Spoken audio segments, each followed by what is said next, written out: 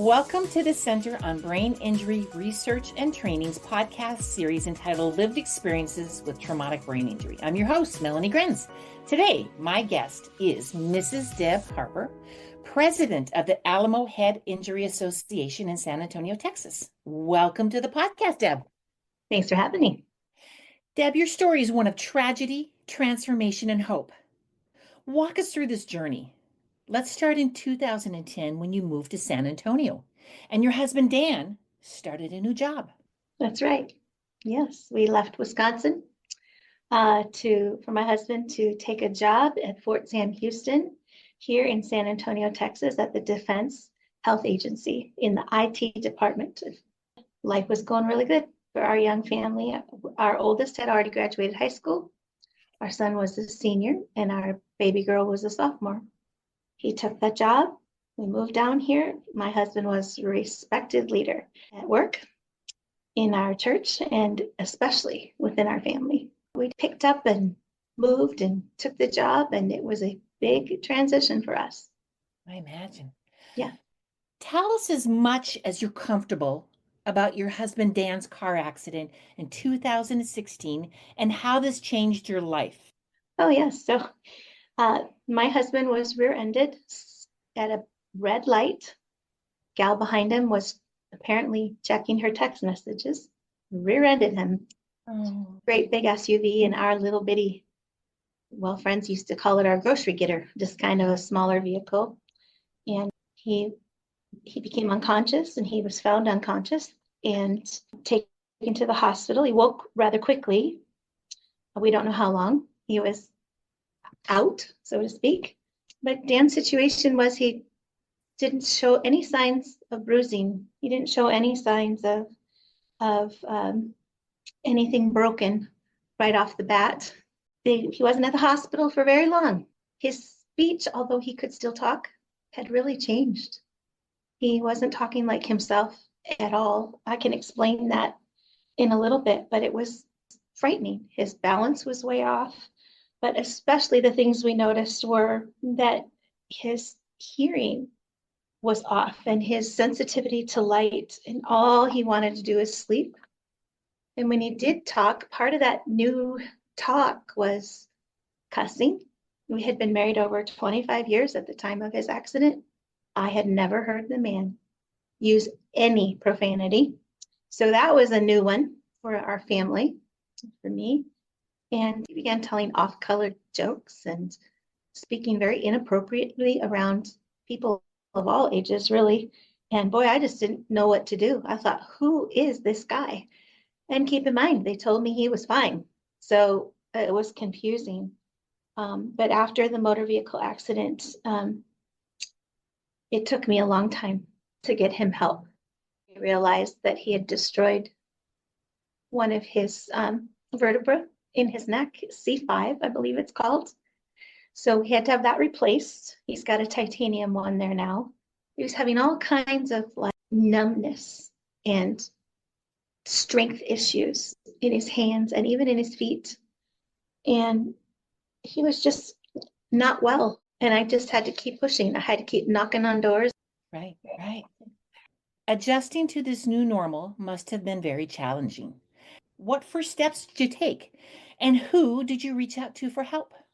I actually finally had to hire a lawyer because I just couldn't get anywhere. Wow. And I remember sitting with the lawyers and saying, listen, I don't want to, I'm not here because my husband was in an accident and I want to get rich. I'm here because I'm knocking on doors and I'm not getting any help and I need help and I can't do this by myself. And I can't afford to do this by myself. So help me. And they did. And I'm so grateful. But they actually set up pain management for him. They introduced us to the best neurologist I've ever met in my life. She was fantastic. And we finally got him some help, although I will say the pain specialist, it was not fruitful. It wasn't helpful to my husband. It's not really what he needed at the time. Tell us how he got services now. How long did it take to get like speech therapy, physical therapy? Oh boy, speech and physical therapy was a long time coming. Yeah, so it was 2 months before we got him into pain management.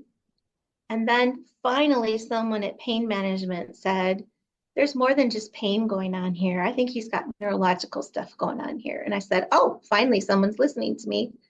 And we talked again with the lawyers, and they helped us get involved with, like I said, with the neurologist.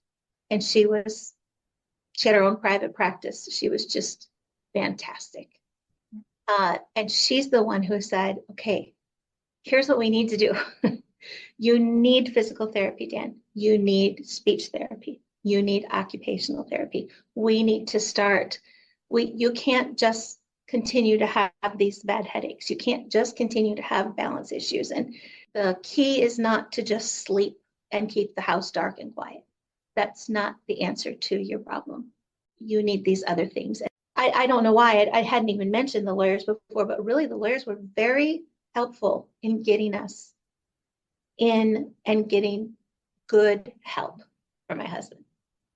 I don't know how that happened or even why it happened, but I'm extremely grateful. How long did that take receiving rehab services like speech therapy, occupational therapy, and physical therapy? And was he excited about those services? No. He had some pushback. Yeah, he pushed back because one of the things I've learned since then is that when we have deficiencies of some kind, we're often the last to see it, right? What he hated most was speech therapy, because speech therapists were doing things with him that seemed childish to him, like patterns and workbook pages and which of these shapes go together. And he's like, I am CEO level, high ranking civil servant, and you are asking me to put these numbers in order, and you are asking me to put these shapes in order. And it felt beneath him. And keep in mind, I'm not talking about a man that had an arrogance problem beforehand. It's just he felt like people were calling him stupid. Oh dear. And so he sort of rejected that. And then he caught on, particularly particularly when he was working with one speech therapist. She sort of did speech and OT together in her room, which was, no kidding, about maybe 5 by 5, a little tiny room where she was his captive audience, right? He did great. She'd see him late in the morning. He could answer all her questions, and he was just polite and pleasant. And she dismissed him. She just was like, he doesn't need my help. And it really, this is something I think is important for people to know. When you set a baseline for someone in therapies like this, they almost always ask family or someone close to that person to help set a baseline. Like, what are you seeing at home, right? What are you seeing in this person's behavior or their balance? How many times they complain about pain, or not only what sorts of aches and pains, but where do they talk about weakness, or where do you see weakness in their body? Right. And so they ask you to come in and set that baseline. And to my thinking, I had just assumed that they would bring me in after a time and say, are you seeing any changes at home? But instead, he was so pleasant and so capable in that environment to answer their questions that they just would send him home and then write up that he doesn't need their services anymore. I remember specifically, and she was very nice, and I'm not disparaging her. She was very nice. She said, oh, he just looks so good to me. And I said, I get it, but you never came back and said, how are his impetuous behaviors now? Are they better? How is his spending now? Has it changed? What are his sleep patterns like now? Did that improve? No, you didn't come back and ask me any of those things. You took his word for it. That might be fine for some of your patients, but that is absolutely not okay for someone with a brain injury. Right, right. Because there's very little about someone with a brain injury whose world is in a 5-by-5 office at the best time of day. You know, what about when there's 2 or 3 family members in the same living room, kitchen area talking, and he completely shuts down because he can't separate the 2 or 3 voices, and his mind just gets overwhelmed. So what I really hope and what I tell people here is you have got to say, do not dismiss my loved one until you've checked back with me. It might make you look like a bully. It might make you look bossy. Doesn't matter. You got to do what's right for your loved one. You have to. They need you to be there for them. Even if they don't think they need you, they do. That's very good advice for our listeners. Yes. And we always talk about it being the invisible injury.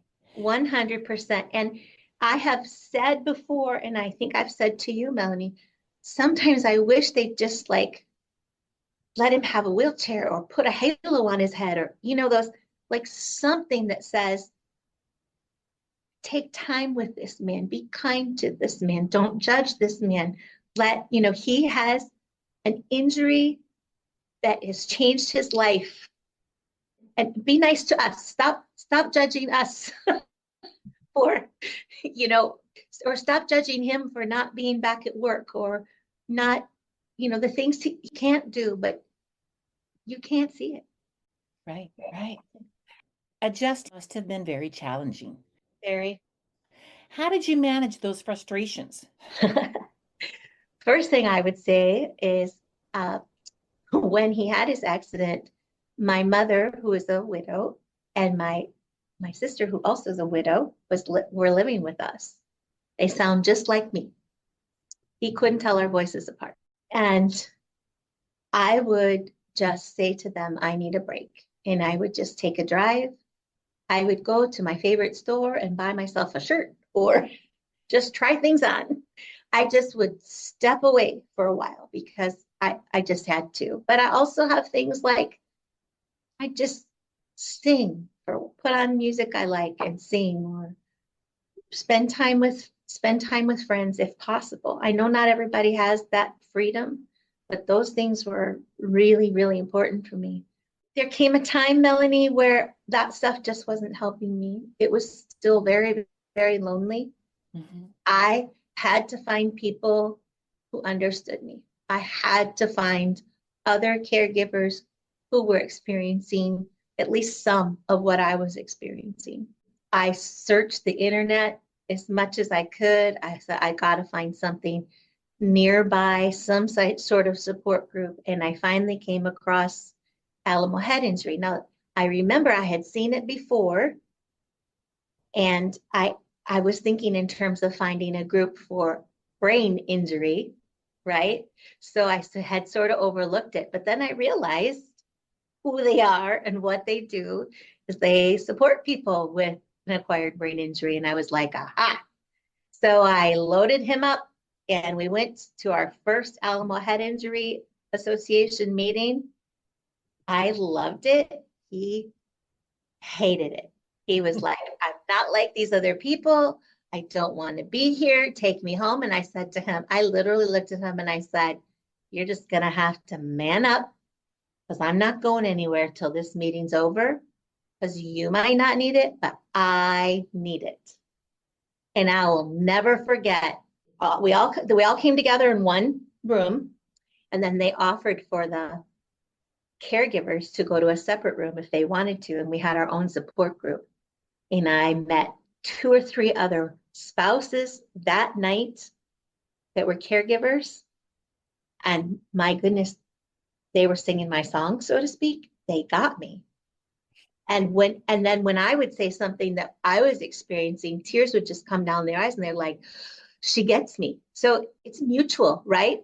It's not just what's in it for me. It's that shared life experience that helps us support each other. Right. It says, I know how you're feeling. Either this is what helped me, or I'm in the same place. Let's find help together. It was like, no kidding. I tell people all the time, it was like a lifeline. And I don't mean like a lifeline on Who Wants to Be a Millionaire. I mean, like, I'm sinking, someone throw me a lifeline, the buoy on the rope. Mhm. Like, I just felt like that gave me a chance to stop treading water so much. I got to go, oh, I'm not crazy. What I'm experiencing with my husband is normal, air quotes, normal. I've been coming ever since. Like, it matters to me to share that. Yeah. And it's encouraging when I come away from a support group meeting to go, that's just what that person needed to hear today. Or I had never thought of doing that before, where I learn and I give and I get. Yeah. And eventually my husband began to see, this is the place for me. And he loves it. I'm so glad that people had put in the time. A lot of nonprofits don't last very long, Melanie. Right. They fizzle out. To say it's been around for 42 years, I'd say they're doing something right. Yes, they are. Yes, they are. Yeah. So, Deb, when a family member experiences a head injury, it impacts the entire family unit. Yeah. Tell me how your family adjusted to these changes that you didn't want. I always say head injuries going on a journey that you don't want to go on. How did your children navigate and cope with this situation? Okay, so keep in mind that my children were grown, all of them out of the house at the time of Dan's injury. It's interesting. So one of our girls lived nearby and one lived out in California. The one nearby would spend a lot of time with him. She would come and she could see the struggle in a relationship of her mom and dad that she had never seen before. And she was there to support both of us, really. And she would also, she would really help out when I needed her to. And then our son, who also lives nearby, I think honestly, this was hardest on him because his daddy was his hero. He was, I want to be like dad. I want to be like dad his whole life. I want to be like dad. I want to be like dad. And then he was like, oh, I don't even like being around dad. Like, that might be embarrassing. I mean, like, that sounds cruel to say, but it's just simply the truth. He's looked up to this man quite literally his whole life. His career path followed Dan's career path. I mean, he just deeply admired his dad. And now, in many ways, my husband acted very childlike after his accident, very childlike. And he progressed. He kind of became like adolescent in his behavior and language and whatever. And then, he's still maturing. He's still not the 58-year-old that I'm married to. He's still much younger in maturity and just personality. My son found himself wanting to just stay away because he didn't know how to relate to his dad. So that caused like a rift between them. It kind of like the way my husband felt when the speech therapist was doing patterns and numbers, colors with him. Who do you think you are? He wasn't used to his son correcting him or saying, Dad, that's inappropriate. We don't talk like that to women. He wasn't used to being in that role with his son. And so he felt rejected by our sons. That's been the hardest one. And then our oldest one, because she lives away, she just didn't get it at all. She was like, he sounds fine. Don't know what you guys are talking about, but again, when you're on the phone with someone, you're talking to one person. He talks on the phone when it was comfortable for him to do so, so she wasn't getting it. But here's what happened. During COVID, because LA practically shut down, she came and lived with us for 11 months. Now, keep in mind, she's in her early 30s. So she turned 30 while she was with us. She was with us about 11 hours, maybe 12, when she came to me and said, Mom, I'm so sorry. Wow. I'm going to cry. She said, I am so sorry. I have not understood why you guys keep saying how hard it is to live with dad. She's just been an advocate for all of us ever since. But isn't that interesting? All three of my adult children had completely different responses to their dad's brain injury, just because their relationships with him necessarily were different because they are they're different people. Right. And that meant I'm so glad that Hannah got to come and stay with us for those months, because she's even more of an advocate for her dad now than ever. Because you don't advocate to get someone's needs met if you don't see their need, right? Right. Right. You just don't. So yeah, it's really been. I think that people need to understand that it's kind of what just came to my mind right now is when you have an alcoholic in the family, it affects the whole family. Right. Right. I'm not comparing my husband's brain injury necessarily to alcoholism, but I'm saying that complete change of personality and behavior, how can it not affect everyone?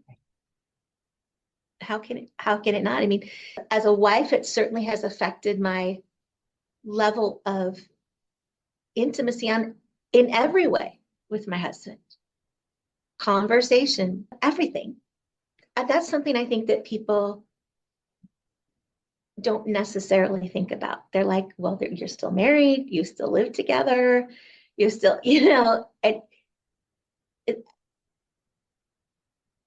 it takes close, special friends, and it takes people going through the situation to be able to come alongside you. Otherwise, the loneliness is just killer. Thank you so much. A few years ago, you and Dan attended an appointment with his neurologist, a neurologist that you had a lot of respect for. So, neurologist came into the office, closed the door, and made a statement that you felt was almost prophetic for you and Dan. Can you tell us about that? Yeah, she sat down and she said, I just want to tell you two, you're going to make it. She said, most couples don't, especially when it's the breadwinner who has the brain injury. But she said, you two are going to make it. She said, I see your commitment to each other is evident and it's encouraging, and you guys are going to make it and you're going to help others. I can just see in you that you're going to help others. Ever help others. Tell us what happened next. Well, that was quite some time ago, but I will tell you that my husband began to say, Deb, my prayer for us is that the comfort that we receive as we go through this, we didn't choose it, but the comfort that we receive as we go through this new normal, that we'll give to others someday. And that has become our goal and our purpose, really. 2 years ago, you became president of the Alamo Head Injury Association. I did. You truly have come full circle. Wow. Yes. 42 years ago, Alamo Head Injury Association was enacted out of a sense of helplessness and mutual frustration in the community for families and survivors. Tell us about the services that Alamo Head Injury Association offers now. Well, the first I've talked about already quite a bit, that lifeline that it was to me, that survivor and family caregiver support. That's kind of the linchpin of who Alamo Head Injury is. It's what they've stood on for a long time. That's making that community for people to find shared life experiences. Mm-hmm. You have virtual and lives? Yes, we do. We have a monthly in-person and monthly virtual groups, but the virtual group is just for caregivers. But in the very near future, we will be doing a daytime in-person one. There's another rehabilitation facility in Northeast San Antonio that would like us to come in and meet with their patients and past patients. They want to open it up for those who have left rehabilitation and gone back into real world life, so to speak, to come and have the support we've come to be able to offer people. The other things that Alamo Head Injury does, we have outreach that is interested in teaching about prevention and education. Part of that education is that some brain injuries are not preventable, not on our end anyway. Like my husband couldn't have prevented that lady from hitting him, but her making the wise decision to not be on her phone while she was driving certainly could have prevented my husband's brain injury. Things like public awareness. Now, public awareness, Melanie, also means helping police officers understand the changes that happen in someone with a brain injury. They're not going to respond to the pressure of a police officer like a police would expect someone who looks normal to respond. We've had some people arrested because it appeared they were resisting arrest when really they couldn't even stand the lights of the police car, were just causing them to have anxiety attacks. Sometimes you even have seizures. Goodness. And so part of that public awareness is helping police officers understand how to respond appropriately to someone with brain injury. Advocacy, I think, I know it's important these days for nonprofit organizations to be able to prove that they're serving enough people in lower income brackets and such. I know that's a big deal, but nobody told brain injury that. Nobody told strokes, I'm sorry, this is the wrong zip code for you to give someone a stroke in. Yeah.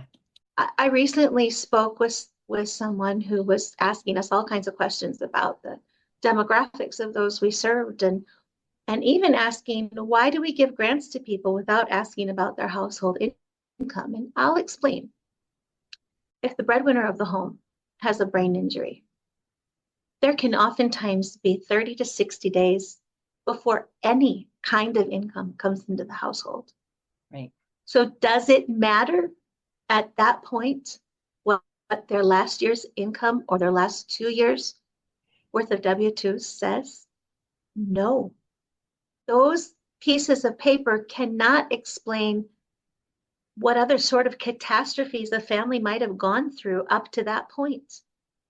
I know for us personally, if my husband had not had personal injury protection, and I'll plug that right now, if your auto insurance, if they offer you personal injury protection, friends, take it. It is worth every penny. Most people go through really difficult situations. So my personal experience says to me, if we had not had that, we would have been the proverbial up a creek without a paddle. And so when people come to us and they need help with our grants, like, do they need to make their bathrooms handicap accessible now? Do they need training, or do they need durable medical equipment that can help them live a safer, healthier life, make it safer for their caregivers to take care of them? I honestly do not care how much money they made last year. I just don't. So to me, that advocacy says, please, let's just advocate for people based on what their injuries are. You know, my experience, my example still stands. I didn't ask for money during that time because I didn't have to, because we had the personal injury protection. But you know what? If I had to ask for money, I would have been awful glad that I didn't have to hear the words, I'm sorry you made too much money last year.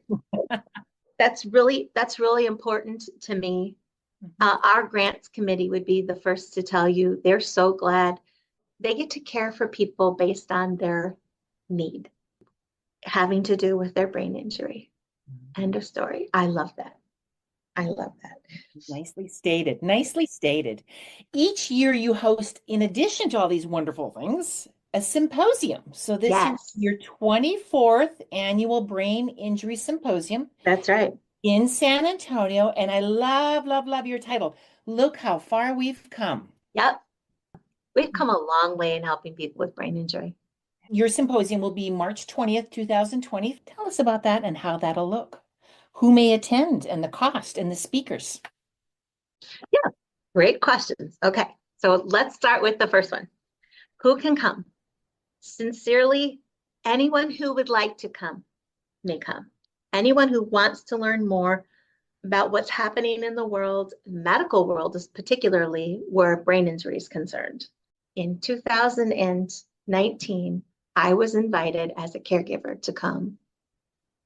And I learned more in that one day at that symposium about brain injury and about my husband than I had in the 2.5 years previously. Something else that happened that day is one of the speakers was a neurological psychologist.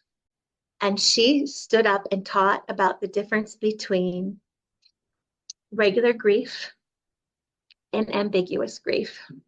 And keep in mind, my husband's accident was in April of 2016. This was March of 2019. One thing you should know about me is I'm a list maker and a rule follower. That's my personality. And I kept thinking, isn't there like stages you're supposed to go through with grief? Right? Isn't there supposed to be like denial, anger, like these, whatever? She put up a little picture and it looked like a plate of spaghetti. And she says, this is ambiguous grief. And I had just begun to understand that I needed to grieve the loss of my husband. Mind you, he still sleeps in the same bed as me, but he is a different man. It took me that long, one, to give myself permission to grieve, and two, to give myself permission to grieve without rules or lists, that it just is what it is. The waves are going to come and go, and that's normal. It doesn't mean I'm doing anything wrong. I was like, oh, this woman has just opened my heart and my mind to something I've never given myself permission to do. It turns out she became our marriage counselor, and I just adore her. So anyway, so that's the first part of your question is anyone may come. I highly recommend that caregivers that don't necessarily need continuing education units come. They will learn so much about their loved one. It's for people with the SLP, PT, physical therapist, OT, occupational therapist, CRC, case managers, social workers, nurses, and more. All of those people can receive. It's generally 6 CEUs each year that we offer. Yeah, great. It's wonderful. And the speakers are just tremendous. I saw your list from last year and they were amazing. So great. We know that many of our listeners are survivors or family members. Again, this is a journey that no one would choose to take. So what piece of wisdom as we conclude today, wisdom and encouragement, would you like to share with them at the conclusion of this podcast? I think that families need to learn to be honest with themselves and honest about their loved ones. And even if it means they're misunderstood, because I think our loved one needs that. I think they need to know that they're not an embarrassment. Sometimes they do things that are very embarrassing, but they need to know that they're ours. They're still ours. They're still, like I always tell people, I have a covenant with my husband and that hasn't changed. And loving someone always takes adapting, always. So we're adapting again, but I think people need to be willing to be misunderstood. I tried so long to explain to people and make excuses, and I don't do that anymore. It's okay. I have found too that even means if it's close friends or family, if they choose to not understand and not put the effort in to try to understand, it's a loss. It's a big loss. But I don't have the energy to try to win them back. You know, it's so precious when people care enough to ask questions and they ask out of love and not judgment. Eventually, people come around and it's worth it. It's worth it because contending for your loved one is what they need. You got to put in the time and the effort to show them that you love them and they're a priority in your life. Thank you, Deb Harper and the Alamo Head Injury Association for joining me today. I'm truly inspired by the impact you've had on survivors and their families, not only in the San Antonio area, but across the country. All of us here at the Center on Brain Injury Research and Training wish you the very best of everything, and I sincerely hope our paths continue to cross in the future. Yes, me too. Thank you. Thank you.